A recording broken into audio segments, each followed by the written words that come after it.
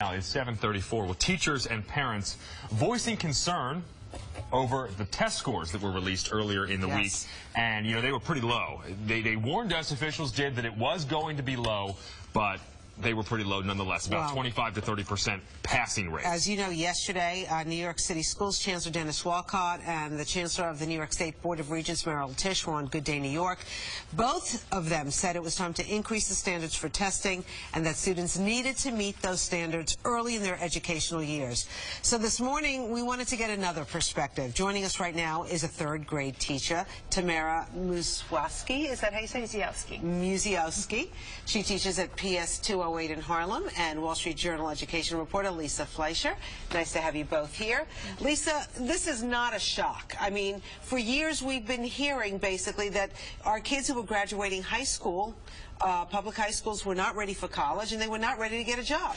So last year the city told us that about 29% of graduates weren't ready to go to CUNY and start taking college classes right away. What they would have to do, unfortunately, is take remedial courses, and those courses cost money, but they don't get college credit for that degree for those courses. So they might suck up federal aid or student loans, and they might not graduate because they've spent all their money just taking these remedial courses.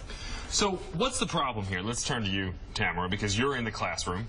If I'm a parent of, let's say, the test is given 3rd to 8th grade, correct? If I'm a parent of, say, one of those grades, a child, I'm looking at these test results saying, I understand that it's a new test, but still, my child sat in the classroom every day this year, or most days, obviously, if he wasn't sick or out for some other reason, and he still maybe failed the test, he or she failed the test. So what was going on in the classroom? Why are the grades so low?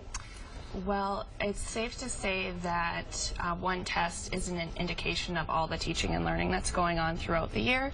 So it was a new test, and we were expecting the grades to drop. However, we're in the making of moving forward with new curriculum that we didn't have in the past that was Common Core aligned. So I think that as we move forward, we're going to be more successful. We're hearing from education officials that it's going to take years to get these scores up. If you have a kid in public school, you have one shot at educating your child. You can't wait years. How are you going to deal with this? Because parents are going to be furious. Well, I think an important part of the system is giving the feedback to parents and students and letting them know the levels that they are at and being honest with them, and keeping that communication open so that they know how to support their kids as well. Should they have waited longer to roll out this new test, given that, as you point out, the Common Core curriculum is not fully in place? Mr. Mulgrew, the head of the teachers union, said that that was his big issue with this. He denied our request to come on here for an interview this morning. We've asked him repeatedly.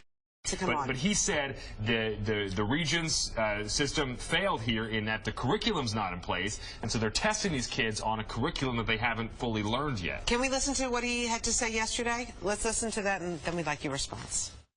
To roll out a test without having the curriculum, the prep done correctly, is now what you see before you is what the problem with that is. It is backwards. So the state, I embrace the higher standard. I embrace the Common Core because the Common Core said what we were doing, the tests we were using, were bad. Commissioner, do you agree with that they shouldn't have rolled out the test until that curriculum was fully in place, perhaps in place for a couple of years? I think it would have been very helpful to have it. We have had the standards for a couple of years, so we've been redesigning our own curriculum to try to prepare the students the best that we could without programs, but we're going through teacher trainings this summer for the new programs. Lisa, what's the fallout going to be? We're already seeing the beginnings of this rumble, but we haven't even gotten back to school yet. You know, we're about a month away. Well, we had reporters out on the street a couple of days ago just asking them, so are you going to be concerned when the test scores drop? And I think the city's done a pretty great job of telling parents, look, heads up, these scores are going to be really, really low. Because parents said that they heard from their teachers, their principals, that the tests were hard, that the scores were going to be low, so they weren't really concerned. I mean, as a parent, you know how your child is doing. As teachers know how their students are doing generally. I mean, basically, this score just says, we want to reflect where your students are at on much higher standards. We're raising the bar. Well, let me ask you something. You both looked at some of the questions on the test. Were these questions unfair? Should these kids know this kind of information? And have we been fooling ourselves for years?